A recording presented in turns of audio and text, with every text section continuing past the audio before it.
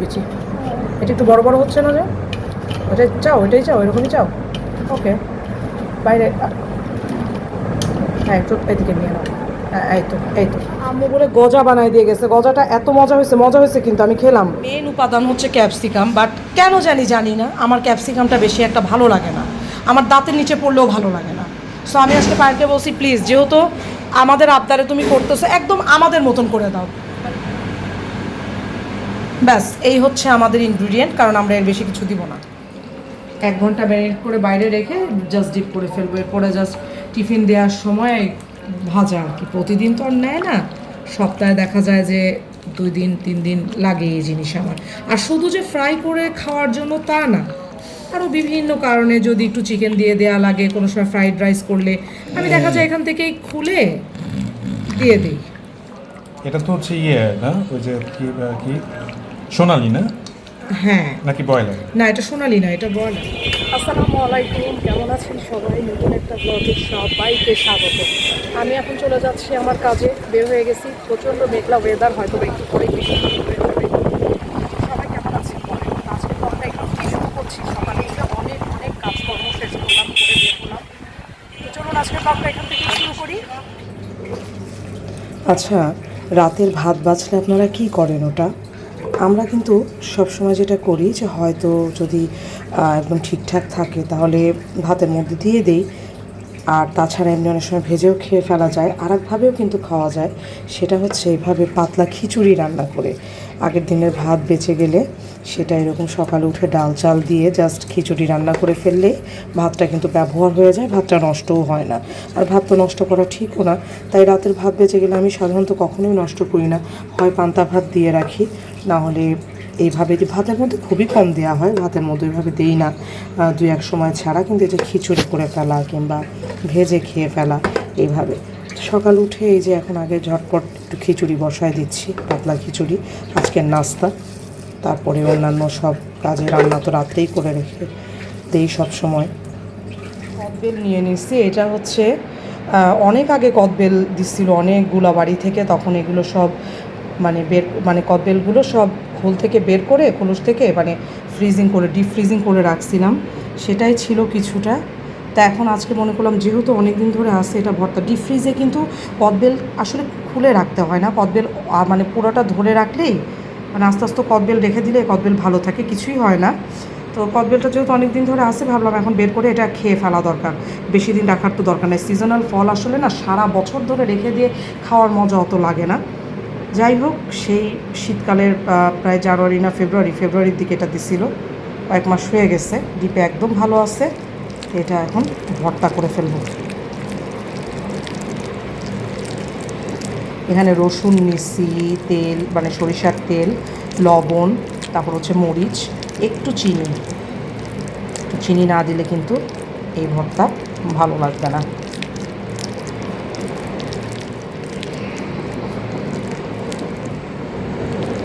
মজা হয়েছে।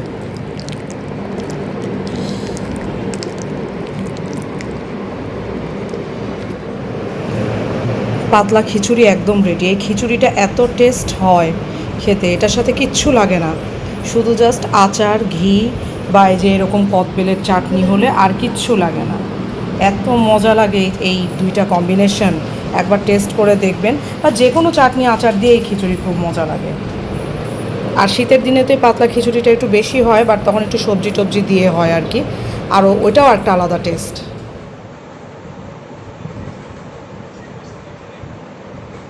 বাবা আজকে পিৎজা বানাবে। মাংসের কথা মনে হচ্ছে ভালোই হবে।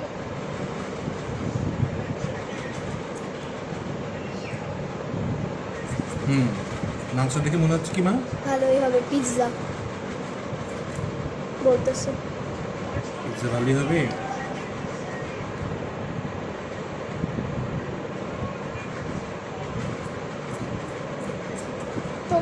তোমার গলা একটু। এই যে চলে আসছি, প্রায় রাস্তা ব্লক হয়ে আছে।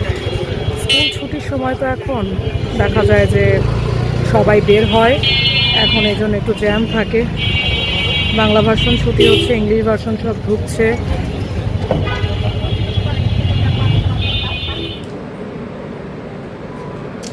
দাঁড়া।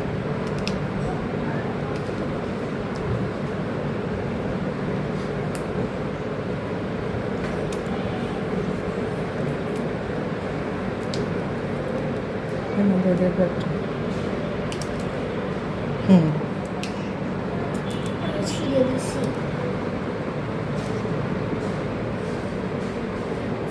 আমরা এখন পিৎজা বানাবো। পিৎজা আমরা বানাবো মানে পায়েল বানাবে। Italian pizza. Pizza Payel Italian pizza বানাবে। এখানে হচ্ছে আনারস কেটে রাখছিলাম, সেটা এসে খাচ্ছি ভাত খাওয়ার পরে। খাবা আম্মু তুমি?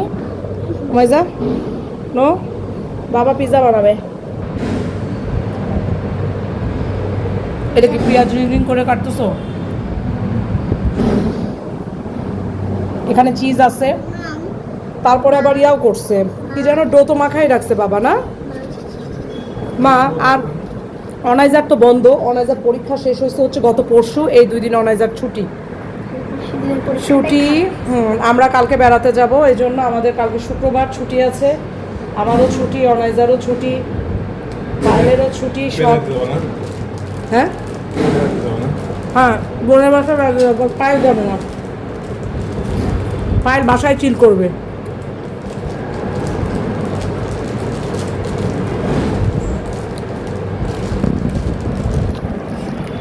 মা গ্যাস এটা একটু বড় বড় হচ্ছে না যে? ওটাই চাও, ওইটাই চাও, এরকমই চাও? ওকে, বাইরে হ্যাঁ একটু এদিকে নিয়ে নাও। হ্যাঁ এই তো এলার বাইরে পড়বে না। নো, এটা সাথে না। আর এইটা আম্মু বলে গজা বানাই দিয়ে গেছে, গজাটা এত মজা হয়েছে কিন্তু আমি খেলাম, খুবই মজা হয়েছে। এটা মনে হয় স্বর্ণার বাসায় কালকে নিবে, সেই জন্য। যাই হোক, আমাদের আগে প্রিপারেশন চলছে। মা স্বর্ণকে গজা খাওয়াবে? প্রিপারেশন হয়ে গেছে, কারণ আটা মাখায় রাখা, ডো মাখায় রাখা হয়েছে, তারপর হচ্ছে এখন চিজ রেডি করা হচ্ছে। আমরা কি আমরা অ্যাকচুয়ালি কি পিৎজা বানাচ্ছি? Beef cheese pizza. ও আচ্ছা, বিফ কি তুমি প্রসেস করে ফেলছো? ওকে, বিফ চিজ, ওটা কি ফ্রিজ থেকে বের করবো? বিফ আর চিজ। Soya sauce. এই পিৎজার ফুল রেসিপি হচ্ছে পায়েলের। সো এটা আপনারা যেটা গতানুগতিক মানে ওইটার সাথে মিলায়েন না। হতে পারে যে আমরা অনেক কিছু দিচ্ছি না বা ই করতেছি না, আমরা একদম পুরো আমাদের টেস্ট বার্ড অনুযায়ী দিচ্ছি। পায়েল তার নিজের মতন করে বানাচ্ছে। রাখো রাখো রাখো, চিজ এভাবে না। বাবার হাতের কাছে একটা টিস্যু নিয়ে আসতাম, টিস্যু উপরে রাখছি। আচ্ছা থাক থাক, উপরে রাখছি। এটা অনাইজা খুলে খুলে দাও। ওইটা মরিচের আর এটা টমেটো। এবার হচ্ছে আমরা, এটা হচ্ছে টমেটো সস পড়তেছে। হ্যাঁ,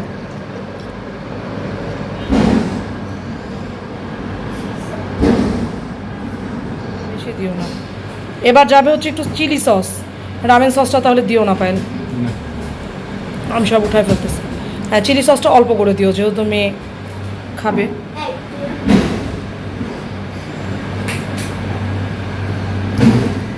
এভাবে একদম পুরো একদম ম্যাশ করে চারিদিকে একটু স্প্রেড করে নিতে হবে। মেন উপাদান হচ্ছে ক্যাপসিকাম, বাট কেন জানি না আমার ক্যাপসিকামটা বেশি একটা ভালো লাগে না, আমার দাঁতের নিচে পড়লেও ভালো লাগে না।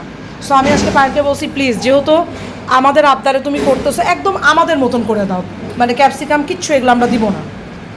আমাদের চিজ দিয়ে ভালো লাগে, আর একটু মিট, যে কোনো ধরনের মিট। তো বাসায় গরুর মাংস আছে, ভাবলাম যে চিকেন তো সবসময় খাওয়াই হয়, এখন একটু বিফ দিয়ে খাই, বিফ পিৎজা।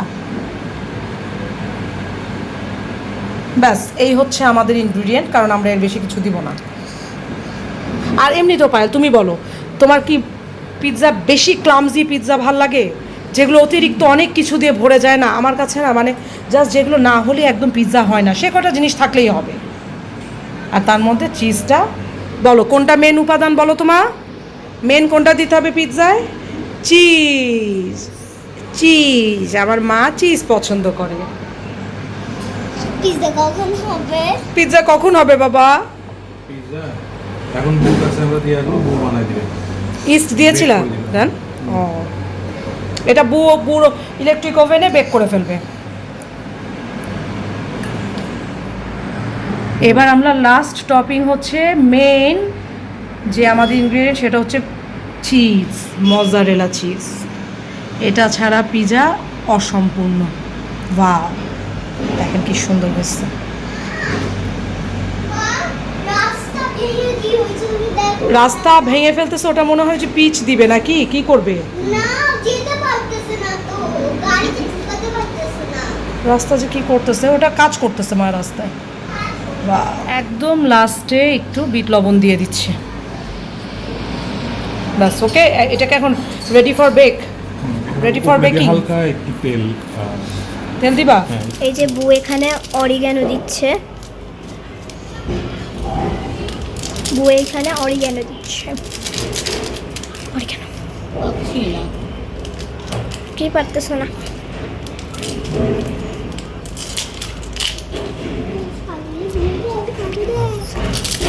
ওদিকে পিজা বানাচ্ছে আর আমি বসছি আমার মেয়ের টিফিন বানানো নিয়ে।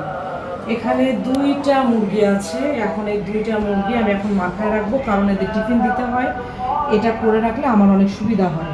তো ফার্স্টে কি দিব? ফার্স্টে দিয়ে দিব হচ্ছে সব, আমি যেহেতু পরিমাণ করে নিছি মুরগি, আমি আমার পরিমাণ মতনই সব দিয়ে দিব। আদা রসুন, মানে কি chicken fry ready to cook করে রাখবা? হ্যাঁ।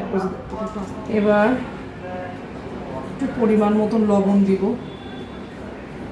লবণ বেশি দিব না, কারণ সয়া সস দিব তো, সেজন্য লবণটা কমই দিব। পরিমাণ করে একটু সয়া সস, তারপরে দিব হচ্ছে একটু ভিনেগার,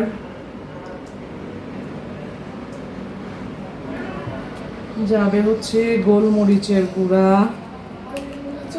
এটা সম্পূর্ণ আমি আমার মতন করে করি, অনেকে আরও অনেক কিছু অ্যাড করে, আমি একদম যেগুলো আমার ভালো লাগে সেটাই দেই। গোলমরিচের গুঁড়াটা একটু বেশিই দিব, কারণ এটাই টেস্ট নিয়ে আসে, মানে ফ্লেভারটা নিয়ে আসে। কি বানাচ্ছে মা, বল তুই বল। Chicken fry. চিকেন ফ্রাই একটু জোরে বল মা। তারপরে হচ্ছে চিকেন ফ্রাই। সব সস দিয়ে দেব। এটা হচ্ছে হ্যাঁ লাল মরিচের সস, এটা হচ্ছে চিলি সস। চিলি সস, হ্যাঁ ঝাল, খুব কিন্তু ঝাল না, অল্প দিব, ঝাল মা। অল্প দিব। আর হচ্ছে টমেটো সস। এত দিচ্ছ কেন? সসটা তো একটু দিতে হয় না, খুব ঝাল। না খুব ঝাল না। আচ্ছা, এবার দিব একটু চিনি, লবণ দিচ্ছি মা। এবার দিব হচ্ছে চিনি। দিচ্ছে বাবা। তুই চিনি খাবি? মেয়ে চিনি খাবে, বাচ্চাদের চিনি দুধ বের করলে হুম। দাও খাই। এরপরে লাস্টে একটু দিয়ে দিব হচ্ছে কর্নফ্লাওয়ার। কর্নফ্লাওয়ার। যদিও আমি ভাজার সময় একটু ময়দা দেই, কারণ এটা পানি পানি একটু পানি আসে তো, কারণ যেহেতু চিনি টিনি দিয়ে মাখায় রাখতেছি। মেরিনেট করে তো ফ্রিজে রাখবা তাই না? হ্যাঁ, ফ্রিজে রেখে দিব। কতক্ষণ রাখবা? ঘন্টাখানেক একটু বাইরে রাখবো ম্যারিনেশনের জন্য, কারণ যাতে ভিতরে সব ঢুকে যায়। আর তারপরে একটা ডিম দিয়ে দিব। আমি ডিম এখন বেশি দিব না, লাগলে পরে এটা দেয়া যাবে। যখন ফ্রাই করবা হ্যাঁ। 2-4টা করে, তখন হচ্ছে ডিম দিয়ে নিয়ে নেবা। যদি লাগে বেশি ডিম দিলে যেটা হয় কি এটা ছড়ায় যায়। আচ্ছা, 1 ঘন্টা ম্যারিনেট করে বাইরে রেখে জাস্ট ডিপ করে ফেলবো। এরপরে জাস্ট টিফিন দেওয়ার সময় ভাজা আর কি। প্রতিদিন তো আর নেয় না, সপ্তাহে দেখা যায় যে 2 দিন 3 দিন লাগে এই জিনিস আমার। আর শুধু যে ফ্রাই করে খাওয়ার জন্য তা না, আরও বিভিন্ন কারণে যদি একটু চিকেন দিয়ে দেওয়া লাগে, কোনো সময় ফ্রাইড রাইস করলে আমি দেখা যায় এখান থেকেই খুলে দিয়ে দিই। এটা তো হচ্ছে না, ওই যে কি সোনালি না, হ্যাঁ নাকি ব্রয়লার? না, এটা সোনালি না, এটা ব্রয়লার। ব্রয়লার তাই না? ব্রয়লার, এটা হচ্ছে ব্রয়লার। এই তো বেশি, তাতেই ডিম একটাই ঠিক আছে। মধ্যে একটু ময়দা ভাজার সময় দিয়ে নিব, তাহলে হচ্ছে ক্রিস্পি টাইপের হবে তাই তো? হ্যাঁ। ওকে, এটা ম্যারিনেট হয়ে গেছে 1 ঘন্টা। এখন এটাকে যেটা করব, এগুলো এখন ফ্রিজিং করে ফেলবো ডিপ ফ্রিজে। যখন লাগবে তখন এটা বের করে করে জাস্ট ভাজা। এগুলো করে রাখলে সুবিধা হয়। আর ওয়ার্কিং মাদার হোক আর গৃহিণী হোক, যেটাই হোক, হাউসওয়াইফ, সবার জন্য এভাবে সুবিধা। কারণ কোনো বাসায় বাচ্চা থাকলে সেখানে টিফিন রেডি করে রাখা লাগবে। আর টিফিন বাচ্চাদের টিফিন মানে এই যে চিকেন ফ্রাই, তারপরে হচ্ছে কাবাব, ফ্রেঞ্চ ফ্রাই, মানে ফ্রাই আইটেমই যেটা করে like করে ওরা আর কি। যেটা লাইক করে এই নইলে গ্রেভিটা তো স্কুলে তো দেখার কেউ থাকে না, সো ভালো কিছু ওদের পছন্দসই কিছু না দিলে না খায় না। না এই ব্যাস এখন ডিপ ফ্রিজ করে জাস্ট ফেলবো, তাই তো? ফ্রিজিং করে ফেলবো। Pizza ready.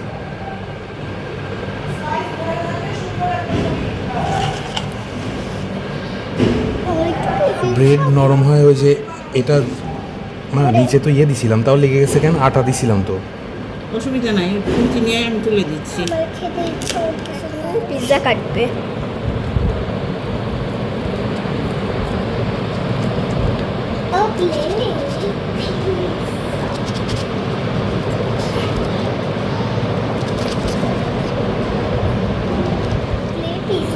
এটা হচ্ছে পিৎজা দেখুন, এটা হচ্ছে পিৎজা? Clay pizza. আমি বানাইছি, একটা প্লেটে দিছি। আমি যেহেতু কালকে থাকবো না তাই পায়েলের জন্য একটু গরুর মাংস রান্না করে দিয়ে যাচ্ছি। আর আজকে গরুর মাংসটা রান্না করতেছি হচ্ছে এই যে কাঁঠালের বীজ দিয়ে। কাঁঠালের বীজটা আমি একটু সিদ্ধ করে নিছি, নিয়ে গরুর মাংস কিছুটা কষায় নিয়ে তারপরেই দিছি। এখন একসাথে দুটাই কষে যাবে আবার ভালো মতন করে। একবারে যদি দিতাম কাঁঠালের বিচি, তো কাঁঠালের বিচির একটা কষ থাকে, সেই কষটা আসলে মানে আমার ভালো লাগে না, এই জন্য ওটা একটু সরাই নিলাম সিদ্ধ করে। অনেকে ডিরেক্ট দেয়, অনেকে ডিরেক্টই দেয়, কিন্তু আমি একটু সিদ্ধ করে নিয়ে তারপরে দিচ্ছি। এই তরকারিটা এত মজা হয়েছে, কাঁঠালের বিচি দিয়ে মাংস, একটা অন্যরকম স্বাদ। এখানে তো দুধ জাল দিলাম। এটা যেটা বলতেছিলাম যে এটা গ্রেভিটা এত থিক হয়েছে কাঁঠালের বিচির জন্য।